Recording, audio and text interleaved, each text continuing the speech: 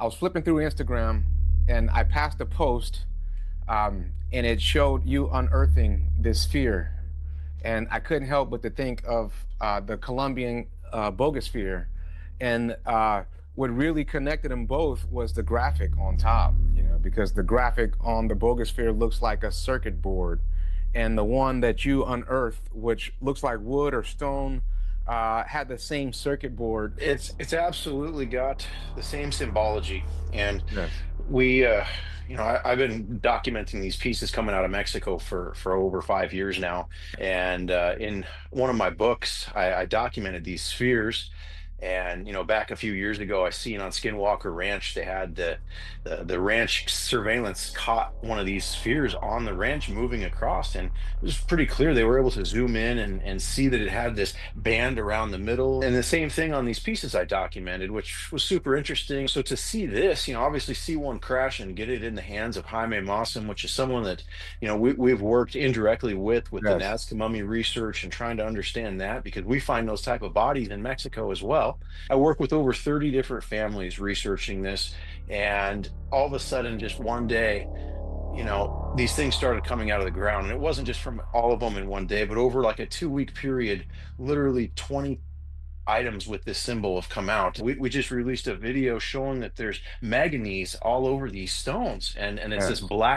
this black deposit that's actually part of the stone. And it usually happens more commonly on ceramics and things. Yes. And if you were to break and cut this in half, it's white all the way through the center of it. And so that tells me that at some point it underwent, after it was sculpted, underwent a some sort of bonding period where you got bubbles that rose to the surface, kind of like you would get with a two-part epoxy making Yes. resin. This yellow stone is really interesting. We broke it down. I'm doing a video here soon that'll go into detail on this, but the science shows that this is a geopolymer, that it was something that was Wow. manufactured. It takes thousands of years in the ground to form the manganese deposits that you would find on these that we're seeing with the scanning electron microscope. But there is these type of stones, and we've carbon dated the glue that fastens like the eyes and certain Wow. inlets into the stone, and the Mm. glue has organic material in it, and tests in between like 12 and 20,000 years old.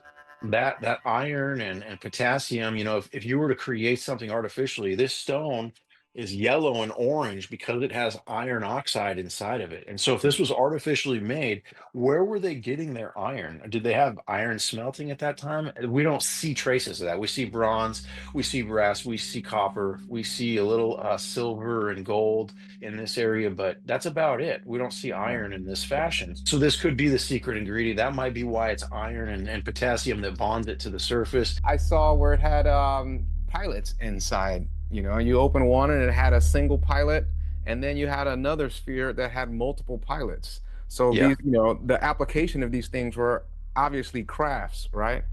I think some are drones, and I think some are piloted vehicles. We've seen obviously Tic Tacs and other types of vehicles that have been documented by the military, strange shapes, triangles, saucers. And what's interesting is we find all of these types of crafts from these areas. It's not just discs, it's not just spheres, it's a wealth of different craft. I saw And that skull that you had, and that was really fascinating. You put the black light in there, and I mean, it turned into like it looked like a crystal almost. everything is intricately decorated pretty much with this. And that's another thing we broke down in the lab recently, and this glow in the dark substance is actually bonded to the stone with K and Fe. So we Yes. have this bonding that's unfamiliar, and this it's a synthetic substance. They're saying that Yeah. it's a synthetic substance that is not something that we make today, or not something that's a known formula that it could recognize. The pieces that we're finding in Mexico are accurate in this depiction, then it's Saturn and its eyes. And Saturn, if you look into the different mythologies and ancient texts, is the demiurge or Lucifer or Moloch. Well, we have quite a bit of research that we've been doing in the lab. We spent many hours at a prestigious lab down in San Diego. We got a lot of data, and I was creating this video to come out with all of it at once because I just wanted to share it. Scream it from the top of the mountain. There's a museum in the works. We're going to be doing exhibits where we're going to do, events where we'll have these objects where you can come see them in different towns. what else is buried beneath our feet? What do you think these symbols really mean? Drop your theories below.